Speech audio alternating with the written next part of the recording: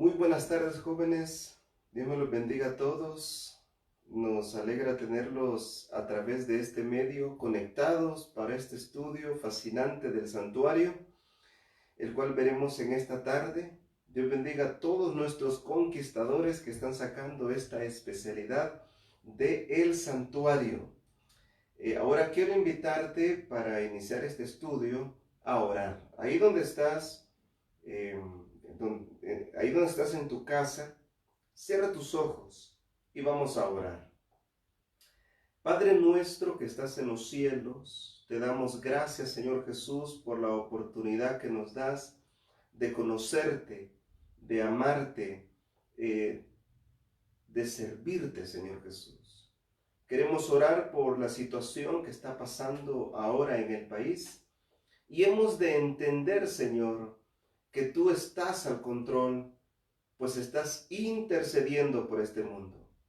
Por eso pedimos tu bendición en el nombre de Jesús. Amén. Bueno, queridos jóvenes, aquí estamos desde mi casa transmitiendo para cada uno de ustedes con el tema de el santuario, con esta especialidad del santuario.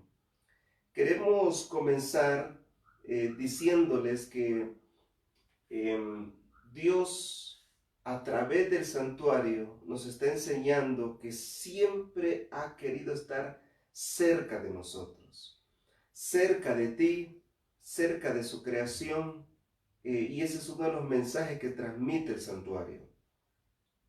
Ahora, veamos esto. ¿Qué es un santuario?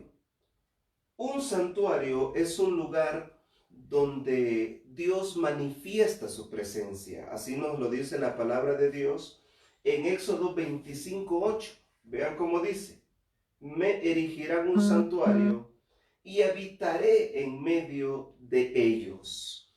Esto es algo maravilloso, ¿saben? Dios siempre ha querido habitar cerca de su creación. Dios siempre ha querido habitar cerca de su iglesia. Aquí hay una palabra clave acá, la palabra habitar, que es del hebreo shakán. Esta palabra, de esta palabra se deriva la palabra shekinah. Y esta palabra, habitar, nos muestra ese deseo de Dios de estar cerca de nosotros. ¿Por qué mandó Dios construir un santuario? Ya lo mencionamos.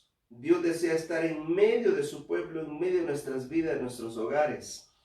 Los propósitos por los cuales Dios mandó construir el santuario son los siguientes. Vean, Dios desea recuperar la imagen perdida de Dios en el ser humano. O sea, cuando pecamos, perdimos la imagen de Dios.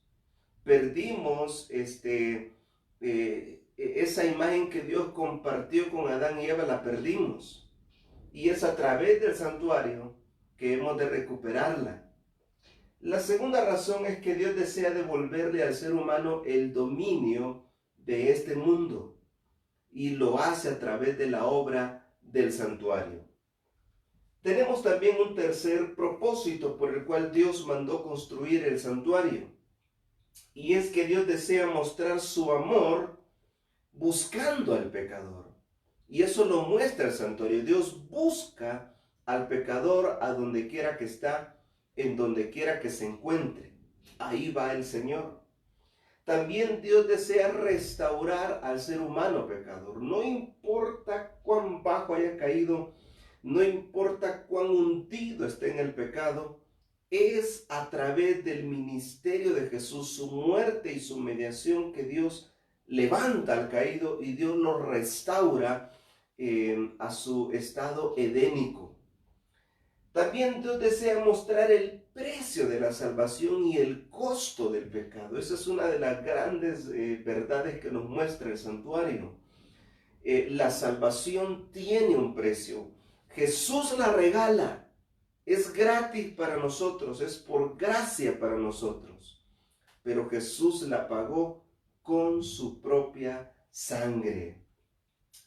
Y también otro de los propósitos del santuario es mostrarnos el plan de la salvación. Ese es uno de los propósitos más solemnes del santuario. El santuario, como ustedes lo pueden ver, ahí lo pueden apreciar, tenía tres partes principales. El lugar santo, el lugar santísimo y el atrio. Esas eran las partes principales del santuario.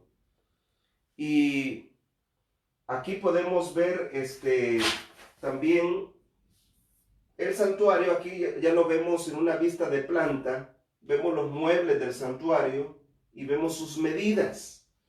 El atrio tenía unos 50 codos de ancho por 100 codos de fondo y tenía más o menos unos 2,5 metros de alto en lo que es toda la cortina que vemos aquí. Aquí podemos apreciar el lugar santo y el lugar santísimo y sus muebles, el altar de sacrificio, el lavacro, el candelabro, la mesa de los panes, el altar del incienso, el velo que separaba el lugar santo del santísimo y el arca del pacto. Estos eran los muebles básicos del santuario. Pero también queremos resaltar que había un velo. Este velo, bueno, en realidad eran 3 velos. El velo que daba al atrio, el velo que daba al lugar santo y el velo que daba al lugar santísimo. Eran 3 velos y estos velos tenían esos colores que ustedes pueden ver ahí. Tenía el color rojo, azul, morado y blanco. Eran los colores del santuario. Aquí tenemos también la ubicación del santuario. El santuario estaba siempre, la entrada al atrio daba al oriente o al este, de donde sale el sol, siempre. Y lo demás se ponía hacia el occidente. También aquí vemos el norte y el sur. Ahora vean esto, hay un mueble que casi no se menciona, apenas aparece en el libro de Ezequiel la mención de ese mueble, y son las mesas de sacrificio. Estas mesas estaban al lado norte, siempre se ponían al lado norte, al igual que la mesa de los panes estaba al lado norte, como ustedes lo pueden ver ahí. Estas eran las ubicaciones cardinales del santuario. El objetivo era que cuando un israelita entrara por la puerta del atrio, le diera la espalda al sol. Ahora, veamos este video donde podemos apreciar mejor lo que era el santuario. Aquí vemos que estaba delimitado por estas cortinas, 60 columnas de bronce sostenían esta cortina de lino o blanca. Y esta era la tienda del santuario, que estaba hecha con tablas de madera y bañadas en oro. Aquí podemos apreciar también toda la parte del atrio, el velo que daba entrada al atrio y sus 2 muebles principales, el altar del incienso y el lavacro. Aquí en esta sección estaban las mesas de sacrificio, al lado norte. Ahora, hay 7 puntos principales que podemos ver del atrio, como son la puerta y sus diversos colores. Tenemos también el bronce, que en el atrio todo era de bronce. Y era de bronce porque simboliza este mundo de pecado. También tenemos aquí el fuego y las cenizas. El fuego era santo y las cenizas tenían un trato especial. Ese fuego era santo porque Dios lo mandó, Dios lo envió. Era un fuego santo, no podían permitir que se apagara. También tenemos aquí el altar y las mesas de sacrificio, el lavacro, las ofrendas. Estas eran las partes del santuario, y tenemos también lo que eran las columnas. Habían como les mencioné, 60 columnas que delimitaban el atrio, habían 5 columnas en la entrada al lugar santo y habían 4 columnas de entrada al lugar santísimo del santuario. ¿Qué más tenemos aquí? Vamos a escuchar, vamos a ver si se logra escuchar esta explicación de lo que era el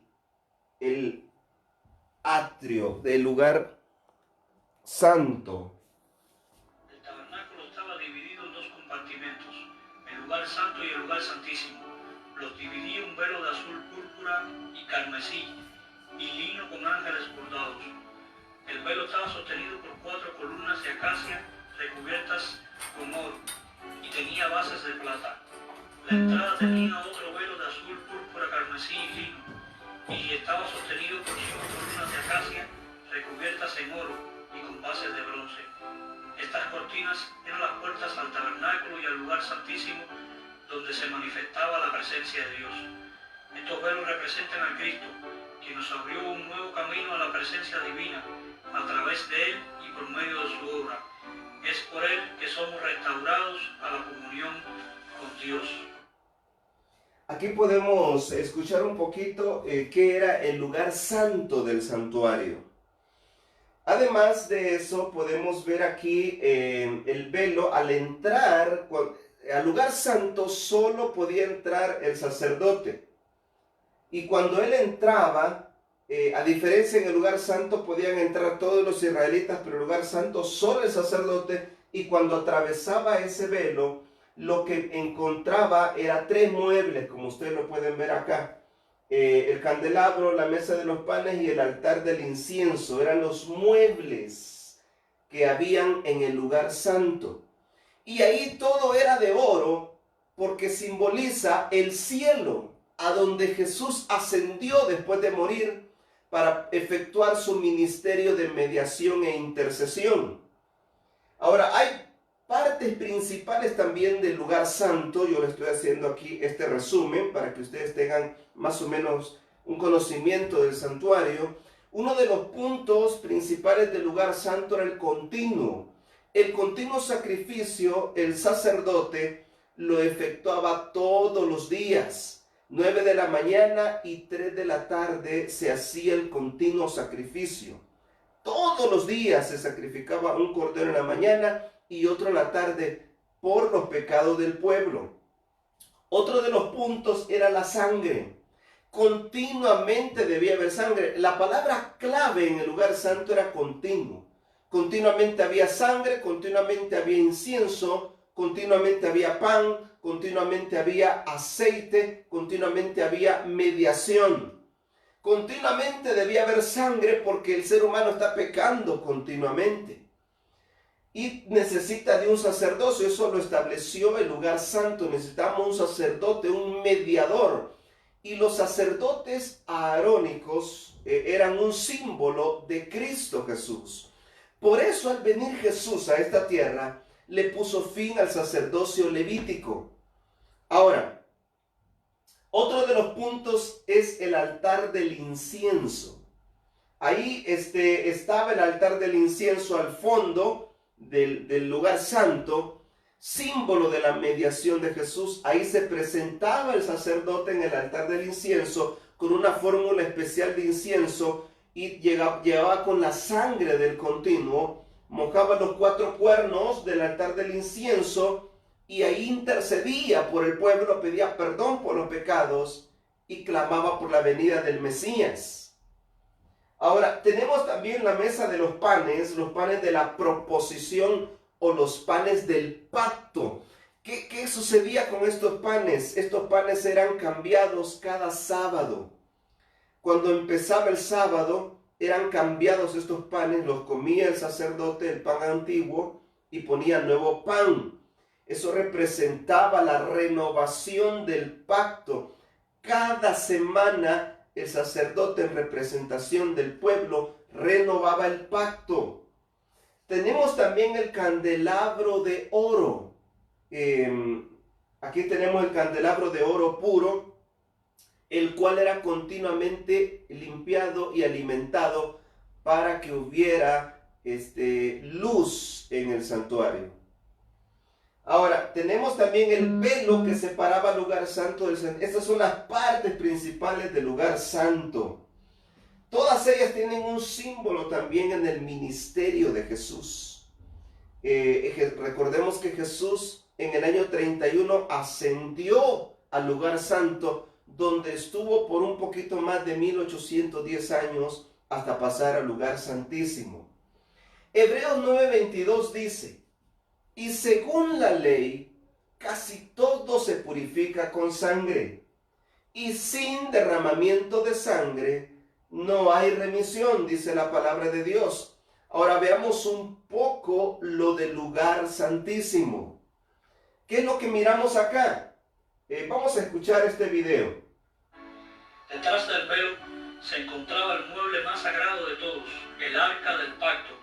Se le llamaba así porque en su interior se guardaban los 10 mandamientos, el pacto de Dios con su pueblo. El arca tenía una cubierta que se llamaba propiciatorio. Esta cubierta tenía moldeado 2 querubines que extendían sus alas sobre el arca y miraban hacia el centro los dos, mostrando así la reverencia que los ángeles tienen al mirar a la ley de Dios y al plan de salvación. Era en medio de los ángeles donde se manifestaba la presencia de Dios o la Santa Shekinah. Todo hombre que quiera permanecer delante de la presencia de Dios será juzgado por su santa ley y redimido por la justicia de Cristo. Ahora, ¿qué había en el lugar santísimo? Cuando se atravesaba el tercer velo, algo que solo podía hacer el sumo sacerdote una vez al año, ahí estaba el arca del pacto. Recuerden, todo era de oro ahí. Simboliza el trono de Dios, donde se manifestaba la presencia del Señor. El arca era, digamos, tapada o cubierta por un propiciatorio que era una tapa de madera, en el cual estaban incrustados los 2 querubines, y en medio de ellos se manifestaba la Santa Shekinah. Adentro del arca, ¿qué había? Veamos esto, ¿no? Un poquito de la parte histórica del lugar santo. Al lugar santo solo se podía accesar en el día más sagrado de la liturgia religiosa judía, el día conocido como el Yom Kippur o el día de la expiación. Era el día más solemne y se celebraba el 10 de Tisri. El mes de Tisri es más o menos entre mediados de septiembre y mediados de octubre en el calendario gregoriano que usamos. Ustedes pueden encontrar detalladamente descrito el día de la expiación en Levítico 16. Ahora, ¿qué más había en el lugar santísimo? Estaba el arca del pacto. El arca del pacto, como les mencioné, era símbolo del trono de Dios, de la presencia misma de Dios. Ahora, dentro del arca habían 3 cosas. Eso lo dice Hebreos 9:4. En el libro de Hebreos, capítulo 9, verso 4, dice que dentro del arca habían las tablas de la ley de Dios. Número 2, la vara de Aarón que reverdeció. Y número 3, una vasija del maná. Aunque originalmente el arca fue hecha para contener las tablas de los 10 mandamientos, también por instrucción de Dios introdujeron una urna con maná como un recordativo de cómo Dios alimentó a su pueblo por 40 años. Además, introdujeron la vara que reverdeció, que confirmaba el sacerdocio aarónico. Ya vamos a hablar un poquito más adelante de las familias levíticas y los sacerdocios.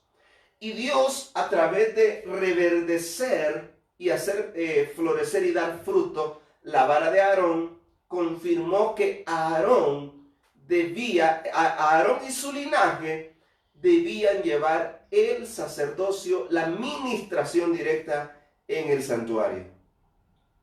Ahora, ¿qué más tenemos ahí? Fíjense que afuera del arca, a un lado, tal vez lo logran apreciar acá, afuera del arca, a un lado, estaba una copia del rollo de la Torá. Así lo dice Deuteronomios 31:26.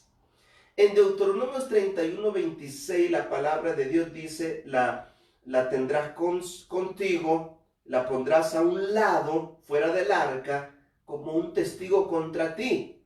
O sea, adentro del arca estaba la ley moral. Afuera del arca estaba la ley ritual. Jesús en la cruz anuló la ley ritual, la que estaba fuera del arca, la ley ceremonial.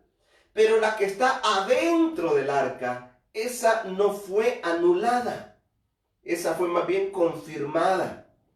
Recordemos que Jesús, al venir a esta tierra, le puso fin con su muerte, le puso fin al sacerdocio humano, le puso fin al santuario terrenal, le puso fin a los rituales que se celebraban en torno al santuario, porque Él les dio cumplimiento.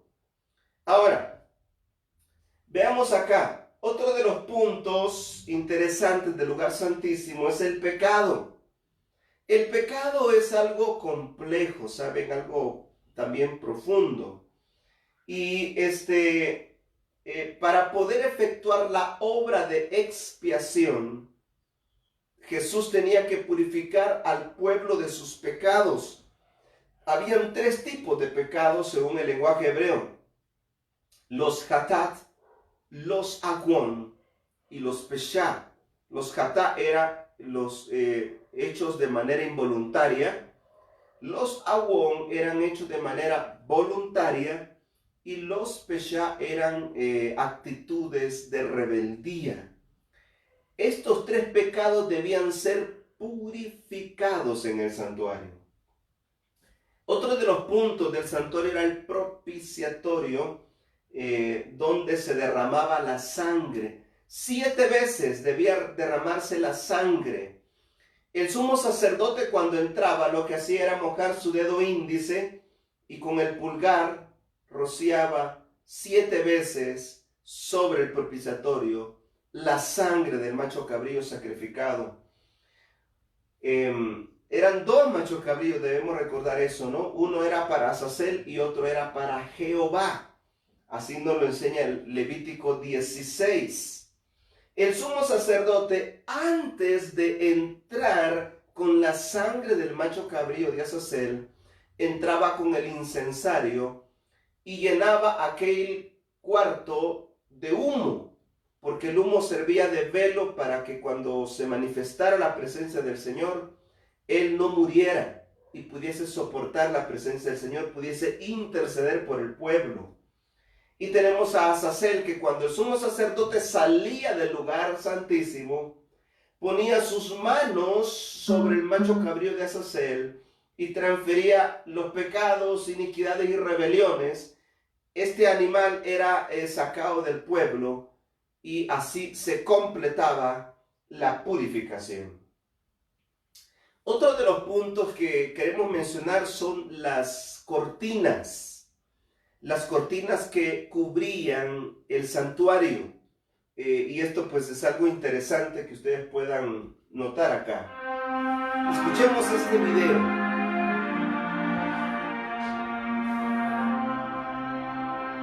Haz un tabernáculo de 10 cortinas de lino fino. Estas cortinas deben decorarse de azul, púrpura y carmesí, con figuras de querubines primorosamente bordadas en ellas. Cada cortina debe tener 12,5 metros de largo por 1,80 metros de ancho. Todas las 10 cortinas deben tener la misma medida.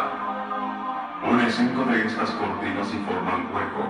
Luego, une las otras 5 cortinas y forma un segundo hueco. Haz lazadas de cordón azul en la orilla de la última cortina de cada hueco. Las 50 lazadas a la orilla de un hueco deben ser idénticas a las 50 lazadas a la orilla del segundo. Luego, haz 50 corchetes de oro, con los cuales enlazarás los 2 juegos de cortinas, conformando así el tabernáculo. Haz cortinas de pelo de cabra para cubrir el tabernáculo. 11 cortinas harás. La longitud de cada una será de 13 metros 30 de largo por 1,80 metros de ancho. Estas 11 cortinas deben tener exactamente la misma medida.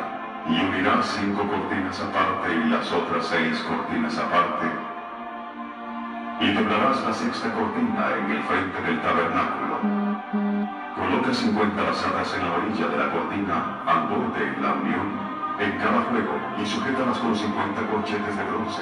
De esta manera, los dos juegos formarán una sola cubierta. Una mitad adicional de la cortina de esta cubierta del techo colgará a espaldas del tabernáculo, y la cubierta colgará unos 45 centímetros adicionales en cada lado. Encima de estas cubiertas coloca una capa de pieles de carneros teñidas de rojo, y encima de estas una capa de pieles de tejones. Esto completará la cubierta del techo.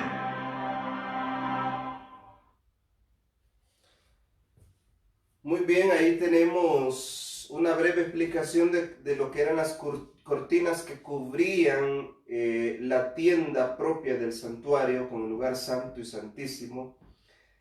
Saben que lo que estamos estudiando, voy a tratar de enviarle al hermano Iván Cifuentes el archivo escrito para que lo pueda compartir con todos y así ustedes puedan tenerlo, porque como aquí estamos en una conferencia digital, puede ser que alguien quiso anotar y quizás asintió que podemos ir un poco rápido o algo así. Pero voy a enviarle al hermano Iván el archivo en PDF para que ustedes puedan consultarlo, leerlo y puedan así no olvidar lo que estamos estudiando, ¿verdad? Ahí ustedes pueden ver todo lo que he mencionado y lo que voy a mencionar. Ahí va a estar en ese archivo. Así que en un momento se lo estaremos enviando al hermano Iván y él lo enviará a todos ustedes. También al final de la exposición vamos a dar chance para que hagan preguntas y yo voy a tratar de contestarlas desde el chat ahí de Facebook. Muy bien, como ustedes pudieron ver, aquí estaban las cortinas.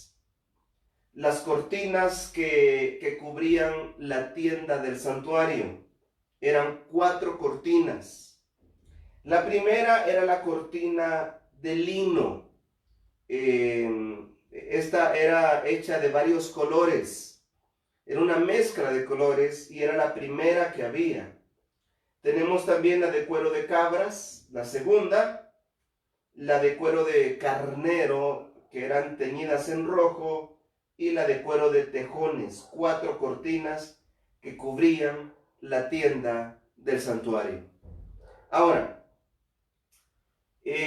hablando un poquito de las cortinas, veamos la primera, ¿no? La primera cortina. Recuerden que la palabra de Dios ahí nos decía que estas eran 2 cortinas que estaban unidas por en medio. Como ustedes más o menos lo van a apreciar cuando les enviemos el material.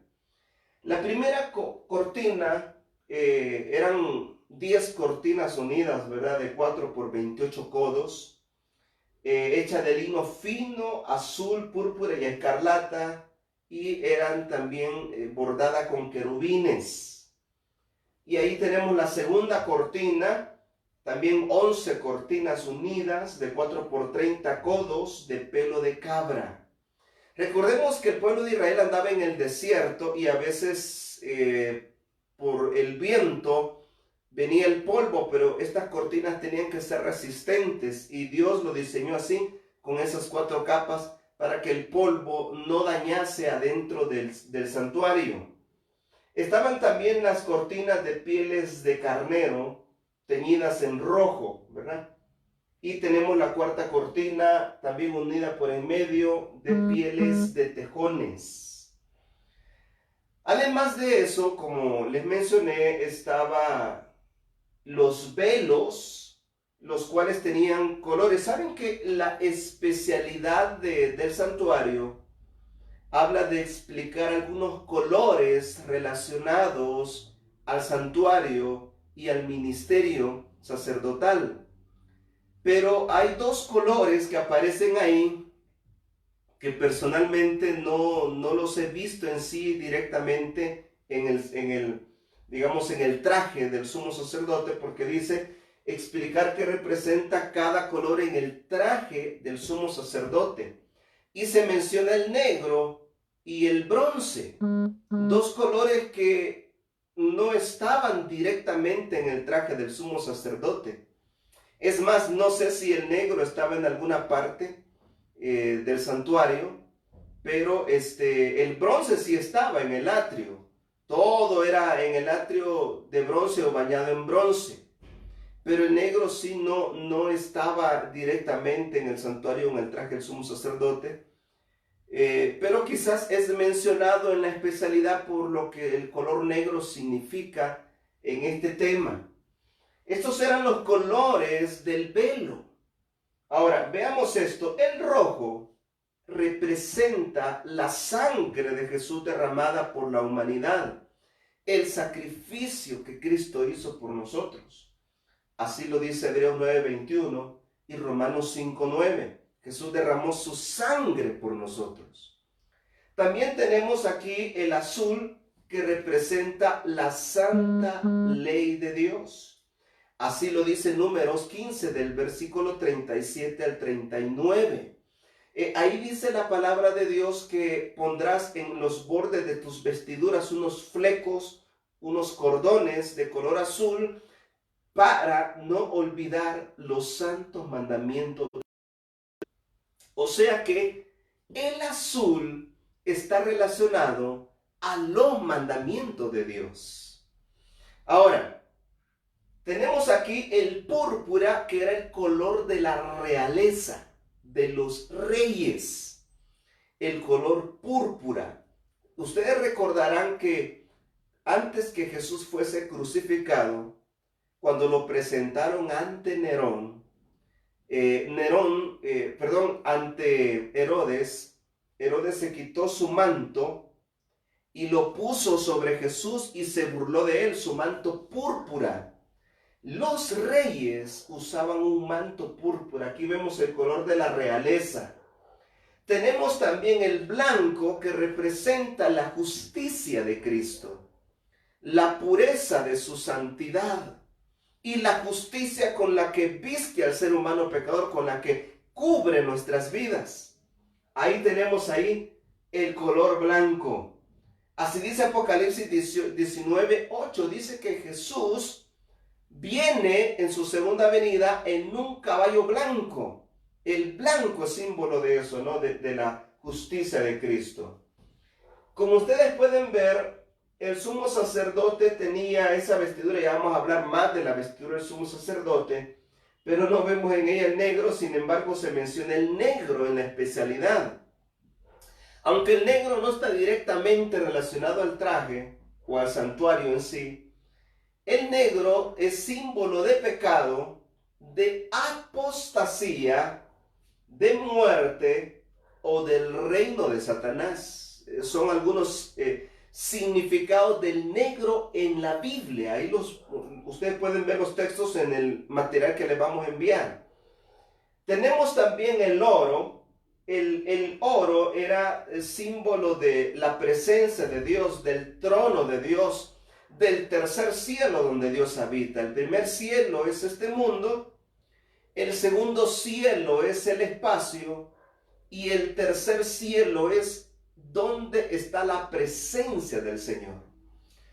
Algunos astrónomos adventistas creen que el tercer cielo está en dirección del oriente, por lo que la Biblia dice, ¿no? Como relámpago que sale del oriente y se esconde hacia el occidente, así será la venida del Hijo del Hombre. En esa dirección está la constelación de Orión, donde se cree que está el camino al cielo, a donde está la presencia de Dios. Tenemos también la plata. La plata era el precio pagado por nuestra redención. Recuerden que así dice Mateo 26:15, que Judas cobró 30 monedas de plata por entregar a Jesús. Ese precio que Jesús pagó por nosotros, eso representa la plata. Jesús pagó con su vida, con su muerte, con su sangre, nuestra redención. Ahora, también tenemos aquí el bronce que representa este mundo impuro por el pecado. El bronce es un metal impuro. Se obtiene cuando se combina cobre y estaño. La plata y el oro son metales puros porque no se combinan con nada para obtenerlos. Ellos son así en su estado natural. El cobre no. El cobre solo se obtiene al combinar el bronce solo se obtiene al combinar cobre y estaño. Ahí se obtiene el bronce. Es así que el bronce representa este mundo impuro por el pecado. Ahora, hablemos un poquito más de la vestimenta del sumo sacerdote. Habían varias partes en la vestimenta del sumo sacerdote. Aquí, por ejemplo, lo primero que usaba el sumo sacerdote era, el sumo sacerdote usaba una ropa interior, así lo dice la palabra de Dios en el libro de Levíticos, usaba unos calzoncillos de lino blanco. Eso era símbolo de que él tenía que presentarse no desnudo ante la presencia de Dios, porque la desnudez es sinónimo de pecado. Debemos recordar lo que dice la palabra de Dios en el libro de Génesis capítulo 3. Dice que cuando Adán y Eva pecaron, se vieron desnudos. Además de la ropa interior de lino, el sumo sacerdote usaba un manto blanco.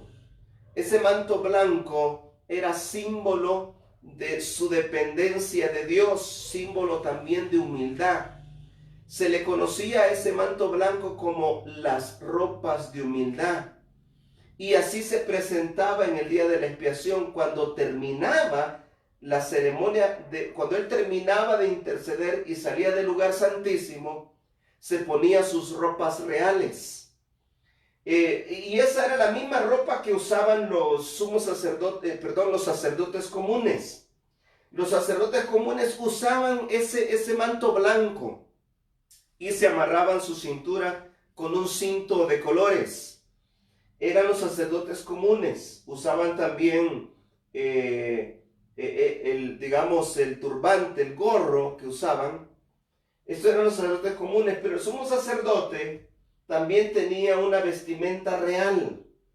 Además de eso, el sumo sacerdote usaba pues el manto azul, el efod multicolor, el pectoral. El pectoral era una pieza muy interesante porque tenía una lámina de oro, y sobre esa lámina de oro habían incrustado 12 piedras preciosas de diferentes minerales, una que simbolizaba las tribus de Israel, y también tenía las piedras de juicio, el Urim y Tumim, una piedra blanca y una negra, que simbolizaba, la voluntad de Dios. O sea, se podía encender cuando el sumo sacerdote intercedía ante alguna petición del pueblo, de los líderes o del rey. El sumo sacerdote pedía la voluntad de Dios y se encendía un sí o un no. Una de esas piedras brillaba según la voluntad de Dios. Además, el sumo sacerdote usaba una diadema de oro en el cual tenía una inscripción que decía Kadosh Jehová, o santidad a Jehová. El sumo sacerdote estaba consagrado a Dios, jóvenes. Consagrado completamente a Dios. Ahora, aquí ustedes pueden ver una imagen donde están los levitas desmontando el santuario. Debemos recordar que el primer santuario, el santuario de Moisés, era un santuario movible. Estuvo en uso más de 400 años hasta que Salomón construyó el primer templo. Mientras tanto, ellos estuvieron nómadas por 40 años, así que tenían que armar y desarmar el santuario. Y aquí viene lo interesante. La palabra de Dios nos muestra en el libro de Éxodo y Números que habían tres familias principales de los levitas. Tres familias principales. Estaban los coatitas. Los coatitas estaban a cargo de transportar los muebles. Todos los muebles del santuario eran llevados por los coatitas.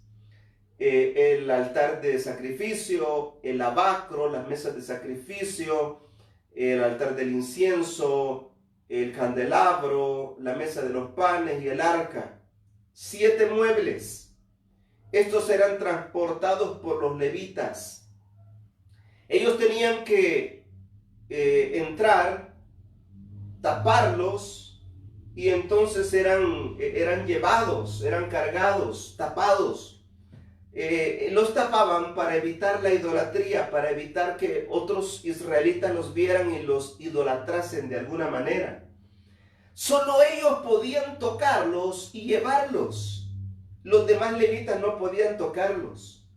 Ahora, aquí hay una subdivisión. De los coatitas salen los aaronitas. Los aaronitas eran una familia de los coatitas. Y los aaronitas estaban a cargo del sacerdocio, de ministrar, de recibir las ofrendas, de oficiar el sacrificio diario de los israelitas, el sacrificio continuo en el lugar santo, y los sumos sacerdotes eran aaronitas para poder entrar al lugar santísimo. Así que nadie más, ningún otro levita podía oficiar como sacerdote. Solo los aaronitas. La otra familia de los levitas eran los gersonitas.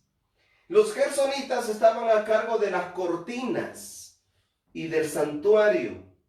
O sea, todas las cortinas que delimitaban el atrio, las cortinas que cubrían y el velo, eran los gersonitas quienes las ponían o las quitaban. Y también tenemos a los meraritas. Los meraritas se encargaban de transportar todas las tablas y los utensilios que quedaban. O sea, todas las columnas que delimitaban el atrio y las tablas con las que formaban el lugar santo y santísimo, eran los meraritas quienes las ponían y las quitaban. Ahora, hablemos de la vestimenta nuevamente del sacerdote y del sumo sacerdote. La ropa interior del sumo sacerdote representa que la desnudez es pecado. Por eso es que en Levítico 18 Dios prohíbe ver la desnudez del padre, la desnudez de la madre, la desnudez de otras personas, porque esto es sinónimo de pecado. Ustedes notarán que la moda hoy día, en el caso de la mujer, tiende a que ella enseñe más su cuerpo. Eso significa que es una moda pecaminosa, porque el enseñar al cuerpo la desnudez es sinónimo de pecado. La túnica blanca, con ella el sumo sacerdote reconocía depender de la justicia de Dios. En él no habían méritos, solamente los méritos que venían de Dios. Tenemos también el manto azul, un símbolo de que él, como sumo sacerdote, estaba entregado a obedecer, respetar y enseñar los 10 santos mandamientos de Dios. Estaba consagrado completamente a los mandamientos de Dios. Aquí tenemos que recordar algo, queridos jóvenes. Todos nosotros, como remanente de Dios, debemos recordar que una de las características de la iglesia remanente para el tiempo del fin, según Apocalipsis 12:17 y Apocalipsis 14:12, es guardar los santos mandamientos de Dios. Y también la epístola de Pedro dice que hemos sido llamados a ser parte del real sacerdocio de Jesús. Por esa razón, hemos sido llamados a también nosotros vivir una vida en armonía, en obediencia a los santos mandamientos de Dios. Tenemos también el efod multicolor, que era un chaleco sin mangas que los sacerdotes israelitas usaban como símbolo de su oficio sagrado. O sea, el sumo sacerdote se ponía ese chaleco multicolor y se distinguía de los demás sacerdotes para mostrar su oficio sagrado o su nivel más sagrado en el oficio sacerdotal. Tenemos también el pectoral de juicio con 12 piedras preciosas, una por cada tribu de Israel. Ahora, la palabra de Dios nos dice en el libro de Éxodo que el sumo sacerdote usaba el pectoral sobre su pecho, cerca del corazón, porque él debía amar al pueblo, él debía darse por el pueblo. Y esto es un símbolo del amor de Jesús. Jesús nos ama, nosotros somos el Israel espiritual y pertenecemos a la familia espiritual de Cristo, al pueblo de Israel espiritual. Ahora, Jesús en el lugar santísimo donde está ahorita, desde 1844 para acá, ahí en el lugar santísimo Jesús nos lleva cerca de su corazón. Si hay alguien que te ama, queridos jóvenes, es Jesús. Ahora, tenemos también la mitra blanca y la diadema de oro. La mitra blanca era el gorro que usaba el sumo sacerdote y sobre él tenía la diadema. Ahora, ¿por qué usaba el sumo sacerdote esa diadema? ¿Por qué la inscripción sobre su frente, santidad a Jehová? Porque Dios nos ha llamado, jóvenes, a vivir una vida consagrada a Dios. Ustedes recuerdan que la Biblia nos dice, dame, hijo mío, tu corazón. Y cuando dice, dame tu corazón, está diciendo, dame tu mente. Ahora, los psicólogos y psiquiatras cristianos han entendido que cuando Dios se comunica con el ser humano, lo hace a través del lóbulo frontal. Tenemos un hemisferio derecho, un hemisferio izquierdo y un lóbulo frontal. Cuando nosotros vamos a hacer algo o a decir algo, antes eso que vamos a hacer o decir se origina en uno de los dos hemisferios, el racional o el emocional. Pero antes de convertirse en acción, pasa por el lóbulo frontal. Entonces el lóbulo frontal es como un filtro. Filtra nuestras acciones y nuestras palabras cuando hay temor de Dios. La Biblia dice, yo escribiré mi ley en tu corazón. Eso lo dice el libro de Hebreos. Yo escribiré mi ley en tu corazón. Está diciendo la Biblia, yo escribiré mi ley en el lóbulo frontal. Aquí en el lóbulo frontal es donde Dios desea escribir sus santos mandamientos. Es donde tenemos que tener inscrito santidad a Jehová, porque los mandamientos sirven de filtro ante las situaciones que vivimos cada día. Antes de decir una palabra, el lóbulo frontal la puede filtrar. Antes de cometer una acción, el lóbulo frontal la puede filtrar y así no incurrir en una acción pecaminosa. Deja que el Señor te pueda sellar, querido joven. Santidad a Jehová. ¿Saben que el diablo, tratando de falsificar el sacerdocio de Jesús, la profecía en Apocalipsis capítulo 17 nos presenta a una mujer ramera, vestida de púrpura y carmesí, vean algunos de los colores del sacerdocio, con una copa de oro. O sea, el diablo está falsificando el ministerio sacerdotal de Cristo a través del papado, porque la ramera de Apocalipsis 17 es un símbolo del papado. Y dice que esta ramera tiene en su frente escrito Babilonia la Grande, la madre de las rameras, la madre de las abominaciones, de las falsificaciones de Dios. Ahora, terminemos haciendo unas aplicaciones y vamos a ver si podemos contestar algunas preguntas. Algunas aplicaciones del santuario para nuestra vida. El atrio, queridos jóvenes, el atrio del santuario es este mundo. O sea, recordemos, Jesús hizo una obra en esta tierra. Vino del cielo a la tierra a morir por nosotros, a tomar nuestras enfermedades, nuestros pecados, nuestras dolencias. Y esto pues es algo que debe de impactarnos, porque Jesús no nos mandó un mensaje del cielo. Él vino a la tierra a estar cerca de nosotros. Vino a derramar su sangre. Aquí lo vemos, ¿no? En el atrio, el ser humano es justificado. O sea, es declarado justo, libre de pecado, libre de culpa. Yo no sé qué pecado hayas hecho, querido joven, pero lo que sí sé es que esta pandemia del coronavirus, si Dios la permitió, no la originó, pero la permitió, es para llamarnos al arrepentimiento. Yo no sé si alguno de los jóvenes que nos está viendo está en pecado. Tenemos aquí más de 100 personas conectadas, más de 110 personas conectadas. Yo quiero decirte, querido joven, si estás en pecado, abandónalo en este momento en el nombre de Jesús. Rompe esa atadura, ese pecado, ese vicio secreto.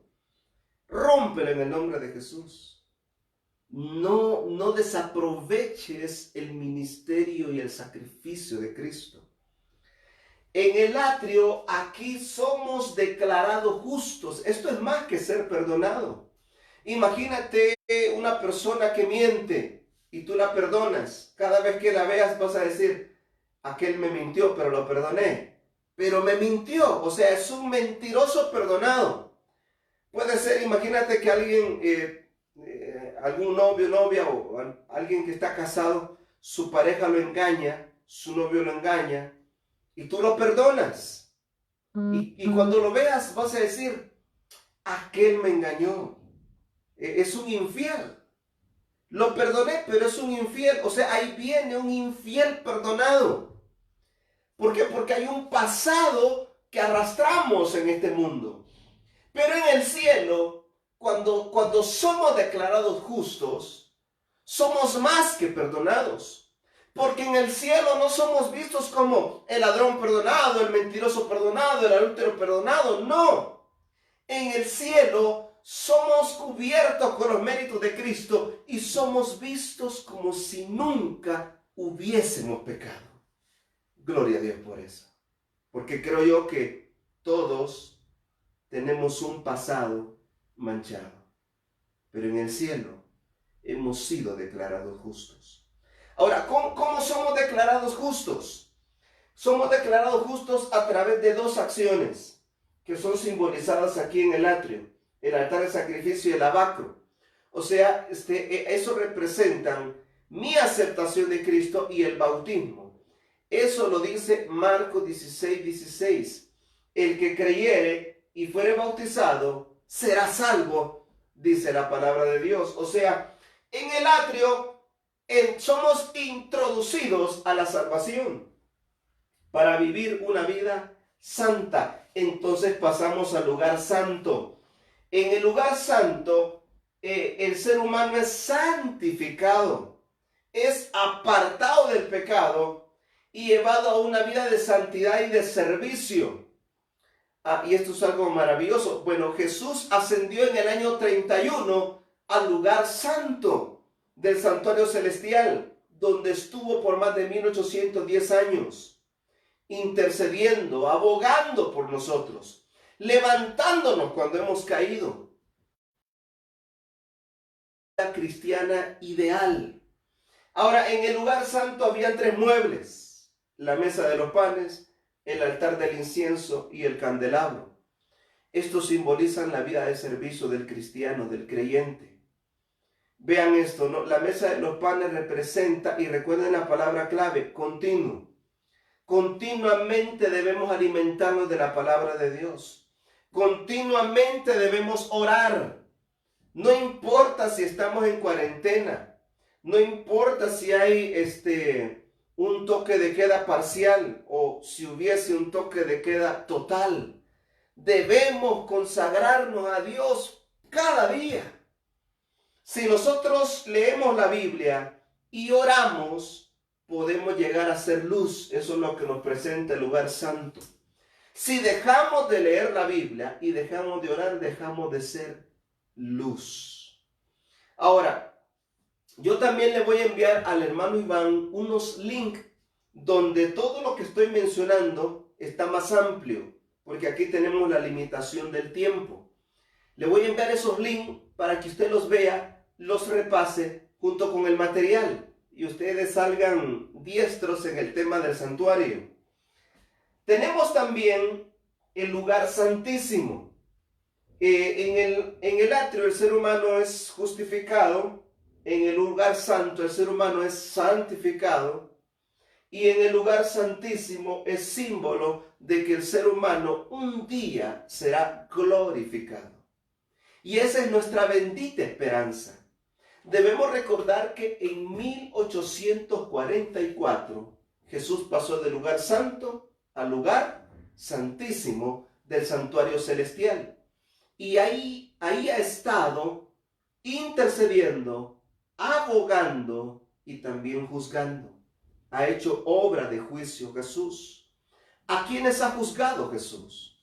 La Biblia nos enseña que Jesús ha juzgado a los muertos, o sea, los muertos justos, los muertos que van a participar en la primera resurrección general. Ellos están siendo juzgados para que no haya duda en las cortes celestiales de que ellos son dignos de ser levantados en esa resurrección.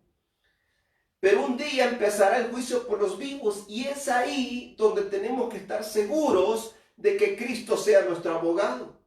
Y queridos jóvenes, ante todo lo que estamos viendo, ante esta pandemia mundial que va a traer una recesión económica y que posiblemente le permita al papado introducirse como la iglesia mundial, ante todo lo que estamos viendo, ante las señales proféticas que están cumpliendo, debemos afirmar nuestra fe y debemos entregar cada día nuestra vida a Jesús, porque Él viene pronto como Rey de Reyes y Señor de Señores. Yo anhelo su venida, porque es la bendita esperanza del cristiano. Cuando Jesús venga, se habrá terminado este mundo de pecado, se habrá terminado este mundo de maldad, de muerte, de enfermedad. Yo anhelo la venida de Jesús. ¿Y tú, querido joven? También esto nos recuerda, queridos jóvenes, que debemos aceptar a Jesús de tres maneras. Debemos aceptarlo como Salvador, debemos aceptarlo como abogado y debemos aceptarlo como Señor y Rey. Déjenme decirles que aceptarlo como abogado y Salvador es hasta cierto punto bonito y fácil.